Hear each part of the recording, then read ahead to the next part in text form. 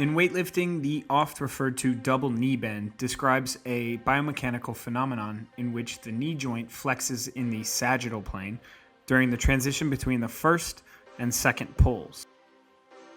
Depending on who you ask, you'll hear a multitude of different opinions or perspectives on the timing of the bend, the purpose, and the intent of the athlete.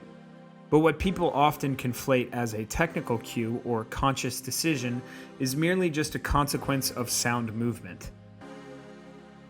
In order to impart vertical force, the athlete must position themselves in a posture that is mechanically advantageous. From a simple hinged position, asking the athlete to immediately perform a vertical jump will cause them to align themselves in a way that mimics the scoop posture without any deliberation or conscious effort. As such, the double knee bend action is nothing more than a passive consequence of good pulling technique during the first half of the snatch or clean.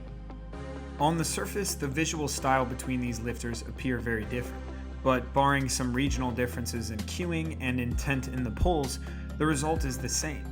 None of these lifters are deliberately shoving their knees forward, they are simply readjusting their posture to accommodate their leverages, remain centered, and keep their shoulders stacked on top of the bar, all critical for an effective pull. Longer torso lifters, more commonly found in Eastern countries, will appear to rebend their knees sooner in order to achieve this, while athletes with shorter torsos relative to their limbs appear to have a delayed second pull.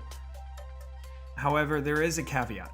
Knee action relative to an athlete's posture in the pull can be a reliable indicator of poor technique. Some lifters panic and try to initiate their extension as soon as the bar clears the knee, leading them to throw their hips and consequently their knees forward. This is often correlated with an errant bar path or jumping forward to receive the bar. It's important both as a coach and an athlete to recognize subtle differences in movement that, on the surface, can appear very similar.